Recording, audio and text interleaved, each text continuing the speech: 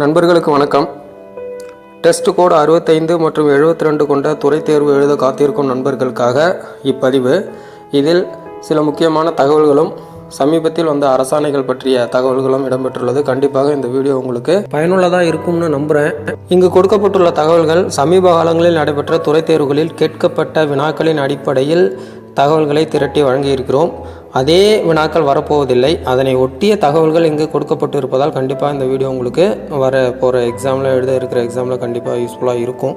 2020-21 கல்வியாண்டில் நடுநிலை பள்ளிகளில் இருந்து உயர்நிலை பள்ளிகளாக தரம் உயர்த்தப்பட்ட பள்ளிகளோட எண்ணிக்கை எவ்வளவு அப்படின்னு கேட்கலாம். இதற்கு முந்தைய துறை தேர்வுகளில் இது போன்ற வினாக்கள் இடம்பெற்றிருக்கு. 2020-21 பார்த்தீங்கன்னா 35 மிடில் ஸ்கூலை ஹை ஸ்கூலாக அப்கிரேட் பண்ணாங்க.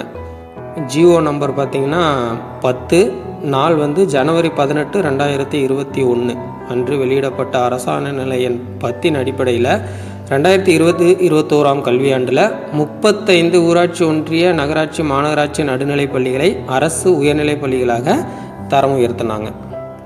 நெக்ஸ்ட்டு 2020-21 கல்வியாண்டில் 40 ஹை ஸ்கூலை ஹையர் செகண்டரி ஸ்கூலாக அப்கிரேட் பண்ணாங்க. அதாவது அதே ஜனவரி 18, 2021 அரசாணை நிலை எண் 11 வாயிலாக high school to higher secondary school upgradation பண்ண மொத்த ஸ்கூலோட எண்ணிக்கை பார்த்திங்கன்னா 40 2020-21 கல்வியாண்டில். கடந்த ஜனவரி 5ஆம் தேதி, அதாவது 2021 ஜனவரி 5ஆம் தேதி அரசாணை நிலை எண் 7 வாயிலாக ஒரு நாளை, ஒரு குறிப்பிட்ட நாளை பொது விடுமுறை பட்டியலில் சேர்க்கிறாங்க. அது எந்த நாள் அப்படின்னு பார்த்தீங்கன்னா தைப்பூச திருநாள். அது மட்டும் இல்லாமல் இனிவரும் ஆண்டுகளில் ஒவ்வொரு ஆண்டும் தைப்பூச திருநாள் பொது விடுமுறை நாளில் சேர்த்து ஆணையிட்டிருக்கிறாங்க. ஸோ இந்த கேள்வி கூட உங்களுக்கு இடம்பெறலாம். அடுத்து நம்ம பார்க்க இருக்கிறது பார்ட் டைம் டீச்சர்ஸ் சேலரி ரிலேட்டடான ஒரு தகவல். 2021 பிப்ரவரி 1ஆம் தேதி அரசாணை நிலையின் 15 வாயிலாக தமிழக அரசாங்கம் ஒரு ஆணை வெளியிட்டது. அந்த ஆணையின்படி பகுதி நேர பயிற்றுநர்களுடைய மாதாந்திர ஊதியம் பார்த்திங்கன்னா 7,700 10,000. ஸோ தற்போதைய நிலவரப்படி பகுதி நேர பயிற்றுநர்களினுடைய ஊதியம் எவ்வளவு அப்படின்னா மாதத்திற்கு 10,000 ரூபாய். இந்த அரசாணையிலே சில நிபந்தனைகளும் விதித்திருந்தாங்க. அது தொடர்பான கேள்விகள் கூட இடம்பெறலாம். அது என்ன நிபந்தனை அப்படின்னு பார்க்கும்பொழுது, அவர்கள் இந்த பகுதி நேர பயிற்றுநர்கள் வாரத்திற்கு 3 நாட்கள் முழு நாட்களாக பணிபுரியணும். இதுக்கு முன்னாடி அவங்க பார்த்தீங்க அப்படின்னா 3 அரை நாட்களாக இருந்தது. ஆனால் 7,700 10,000 உயர்த்தி வழங்கிய பிறகு அவர்கள் வாரத்திற்கு 3 முழு நாட்கள் கண்டிப்பாக பணிபுரியணும். அதுபோல் அவர்களுக்குரிய கால அட்டவணையை அந்தந்த பள்ளியினுடைய தலைமை ஆசிரியர்கள் என்ன அலாட் பண்ணி கொடுக்குறாங்களோ அதன்படி அவர்கள் பயிற்றுவிக்க வேண்டும். நெக்ஸ்ட்டு HBA அப்படின்னு ஷார்ட்டாக சொல்லக்கூடிய வீடு கட்டும் முன்பணம் தொடர்பான ஒரு தகவல்.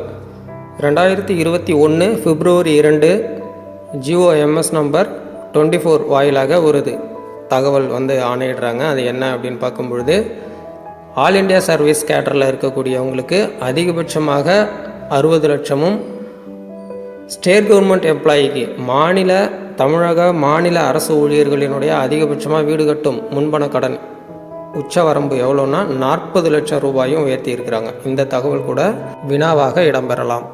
நெக்ஸ்ட்டு தற்போது மிக சமீபத்தில், அதாவது கடந்த ஜூன் 29ஆம் தேதி 2021 ஜூன் 29ஆம் தேதி GOMS நம்பர் 160 வாயிலாக நிதித்துறை ஒரு ஆணையை வெளியிடுறாங்க. அதில் பார்த்தீங்க அப்படின்னா இதுவரைக்கும் NHIS நியூ ஹெல்த் இன்சூரன்ஸ் ஸ்கீம்னு சொல்லக்கூடிய அதில் சப்ஸ்கிரிப்ஷன் அமௌண்ட்டு பார்த்திங்கன்னா 180 இருந்தது.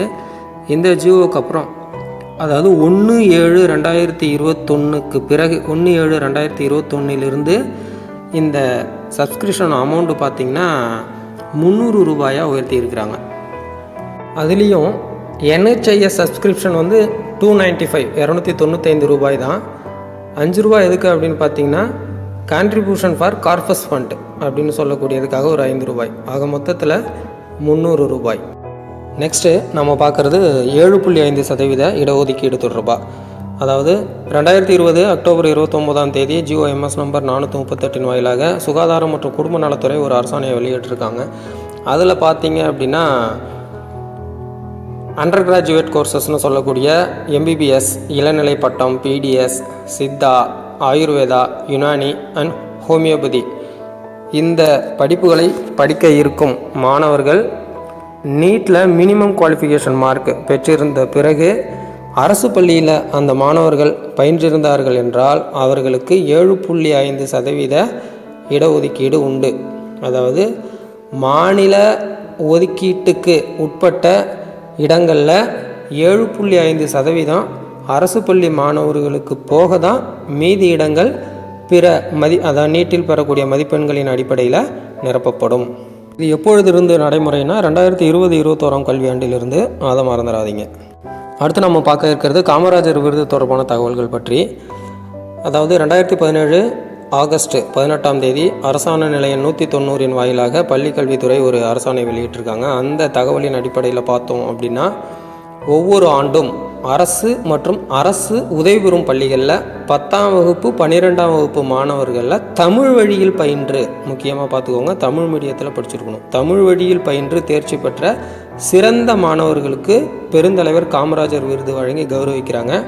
அதற்கான அடிப்படை தகுதிகள் என்னென்னு பார்க்கும்பொழுது, அந்த மாணவர்கள் கல்வியிலையும் சிறந்து விளங்கணும், அவர்களுடைய தனித்திறன்கள்லையும் சிறந்து விளங்கி இருக்கணும். அந்த அடிப்படையில் மாநிலத்தில் உள்ள அரசு மற்றும் அரசு உதவி பெறும் பள்ளிகளில் தமிழ் வழியில் பயின்று 10ஆம் வகுப்பு 12ஆம் வகுப்பு பொதுத் தேர்வில் மினிமம் பார்த்திங்கன்னா அவங்க 60% மார்க் எடுத்திருந்தால் தான் அவங்க முதல்ல இந்த விருதுக்கே பரிசீலனைக்கு எடுத்துக்கொள்ளப்படுவார்கள். இது அடிப்படை தகுதி. 60% மார்க் அவங்க வந்து பப்ளிக் எக்ஸாமில் அட்டைன் பண்ணியிருக்கணும். நெக்ஸ்ட்டு இந்த 60% மதிப்பெண்ணாவது எடுத்திருந்தால் தான் அவங்கள கன்சிடர் பண்ணுவாங்க. அவங்க எடுத்த மதிப்பெண்ணை அடுத்து கால்குலேஷனுக்கு எடுத்துக்கும் போது 60% எடுத்துப்பாங்க. மீதி 40% பார்த்திங்கன்னா அவங்களுடைய தனித்திறன்களுக்கு வெயிட்டேஜ் கொடுக்குறாங்க. தனித்திறன்களை 4 வகையாக வகைப்படுத்தி, அதாவது நடிப்பு, கிராமிய நடனம், இசைக்கருவிகளை வாசிக்கிறது, கவிதை, கட்டுரை, கதை எழுதுறது, பேச்சாற்றல், வினாடி வினா, பரதநாட்டியம், ஓவியம் வரைகிறது போன்ற கலை இலக்கிய திறன் என ஒரு வகையாகவும், அடுத்து விளையாட்டுகளில் சிறந்து விளங்கக்கூடிய தனித்திறன் அப்படின்னு சொல்லிட்டு district level, zonal level, state level, national level அப்படின்னு சொல்லிட்டு ஒரு வகையாகவும், அடுத்து பார்த்திங்கன்னா அறிவியல் மன்றம், அறிவியல் கண்காட்சி, இன்ஸ்பயர் அவார்டுன்னு சொல்லக்கூடிய புத்தாக்க அறிவியல் ஆய்வு விருது போன்ற இதர அறிவியல் சார்ந்த நடவடிக்கைகளில் பங்கு பெற்று டிஸ்ட்ரிக்ட் லெவலில், ஸ்டேட் லெவலில், நேஷனல் லெவலில் ப்ரைஸ் வாங்கியிருந்தாங்கன்னா அது போன்ற தனித்திறனை ஒரு வகையாகவும், அடுத்து பார்த்திங்கன்னா எக்ஸ்ட்ரா கரிக்குலர் ஆக்டிவிட்டீஸ்னு சொல்லக்கூடிய சாரண சாரணியர், சுற்றுச்சூழல் மன்றம், நாட்டு நலப்பணி திட்டம் NSS, அடுத்து பார்த்திங்கன்னா தேசிய மாணவர் படை NCC, இளைஞர் செஞ்சிலுவை சங்கம் JRC, சாலை பாதுகாப்பு குழு ரோட் சேஃப்டி கிளப், இது போன்ற குழு செயல்பாடுகள் ஏதேனும் அவர்கள் ஈடுபட்டிருந்தால் அந்த தனித்திறனை ஒரு வகையாகவும் என பிரித்து 4 தனித்திறன்களின் அடிப்படையில் 10 மார்க்காக பிரித்து 40 மார்க்குக்கு அவங்க பர்சன்டேஜ் கால்குலேட் பண்ணி டோட்டலாக 100%க்கு எவ்வளோ மார்க் வருதோ அந்த வெயிட்டேஜ் அடிப்படையில் ஒவ்வொரு டிஸ்ட்ரிக்ட்லேருந்தும் செலக்ட் பண்ணி மாணவர்களை தேர்ந்தெடுக்கிறாங்க.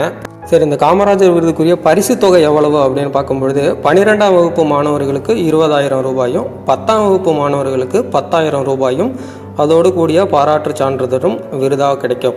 ஒரு ஸ்கூல்லேருந்து எத்தனை பேருக்கு அப்ளை பண்ணலாம் அப்படின்னா, மினிமம் வந்து பார்த்திங்கன்னா ஒருத்தர், மேக்ஸிமம் வந்து பார்த்திங்கன்னா 3 பேர், குறைந்தபட்சம் ஒருவர், அதிகபட்சம் 3 மாணவர்களினுடைய பெயரை ஒரு பள்ளி பரிந்துரைக்கலாம்.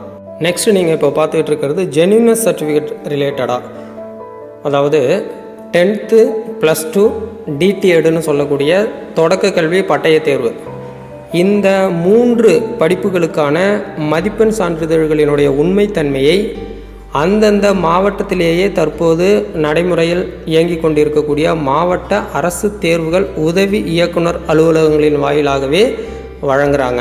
இது எந்த தேதியிலிருந்து நடைமுறையில் இருக்குது அப்படின்னு பார்த்தீங்கன்னா 5/8/2019 2019 ஆகஸ்ட் 5ஆம் தேதியிலிருந்து மாவட்ட அரசு தேர்வுகள் உதவி இயக்குனர் அலுவலகங்களின் வாயிலாகவே 10th 12th DTEDோட மார்க் ஷீட்டோட ஜென்யூனஸை வாங்கிக்கலாம். இதுக்கு முன்னாடி இது வந்து பார்த்திங்க அப்படின்னா நம்ம வந்து DPI டைரக்டரேட்லேருந்து, பள்ளிக்கல்வி இயக்குநரகத்திலேருந்து நம்ம இதை பெற்றுக்கிட்டு இருந்தோம். இப்போ வந்து அந்தந்த மாவட்ட அளவிலேயே இதை வழங்க ஆணையிட்டுட்டாங்க. நெக்ஸ்ட் நீங்கள் இப்போ பார்த்துக்கிட்டு இருக்கிறது 2020ஆம் ஆண்டு செப்டம்பர் மாதம் 3ஆம் தேதி வெளியிடப்பட்ட அரசாணை நிலையம் 107 வாயிலாக மாற்றுத்திறனாளி உறவினர்களை பராமரித்து வரும் அரசு ஊழியர்களுக்கு கட்டாய பணியிட மாறுதல் 3 ஆண்டுகளுக்கு ஒரு முறை வழங்கக்கூடிய கட்டாய பணியிட மாறுதலில் இருந்து விலக்கு கொடுத்துருக்குறாங்க. சரி, இதில் யாரெல்லாம் எலிஜிபிள் அப்படின்னு பார்க்கும்போது, a government servant must be a caregiver of differently abled dependent such as, அதாவது அவங்க வந்து டாட்டர் மகளாக இருக்கலாம், அல்லது சன் மகனாக இருக்கலாம், பேரண்ட்ஸ் பெற்றோராக இருக்கலாம், ஸ்பௌஸ் துணைவியாராக அல்லது கணவனாக இருக்கலாம், அடுத்து பிரதர் சகோதரர் அல்லது சகோதரி சிஸ்டராக இருக்கலாம். ஸோ ஒரு அரசு ஊழியர் மாற்றுத்திறனாளி கொண்ட ஒரு மகனையோ மகளையோ பெற்றோரையோ துணைவியாரையோ கணவனையோ சகோதரரையோ சகோதரியோ பேணி வந்தால் அவர்களுக்கு கட்டாய பணியிட மாறுதலிலிருந்து விலக்கு உண்டு. அடுத்து, எ government servant who is a caregiver of differently abled dependent should furnish a certificate certified by the certifying authority that the dependent is a person with benchmark disability as defined under section 2R of the Rights of Persons with Disabilities Act 2016. 2016 மாற்றுத்திறனாளி சட்டத்தின்படி அவர்கள் எந்த அளவுக்கு மாற்றுத்திறனாளிகள் என உரிய அலுவலரால் வழங்கப்பட்ட சான்றிதழை அந்த அரசு ஊழியர் சமர்ப்பிக்கும் பட்சத்தில் இருந்து தான் இந்த கட்டாய பணியிட மாறுதலிலிருந்து அவருக்கு விலக்கு அளிக்கப்படும். ஓகே நண்பர்களே, இதுவரை பார்த்த தகவல்கள் உங்களுக்கு பயனுள்ளதாக இருக்கும் நம்புகிறேன். இதற்கு முன்பு டெஸ்ட் கோடு 65 and 72 ரிலேட்டடாக பார்த்தீங்கன்னா சிஇஓ டிஇஓ பிஇஓட அதிகாரங்கள், அதிகார வரம்புகள், கடமைகள், பொறுப்புகள் ரிலேட்டடாக நம்ம வீடியோ போஸ்ட் பண்ணியிருக்கோம். அதையும் பார்த்து பயன்பெறுங்க. அடுத்தடுத்த வீடியோக்களுக்காக சேனலை மறக்காமல் சப்ஸ்கிரைப் பண்ணிக்கோங்க. தேங்க்யூ.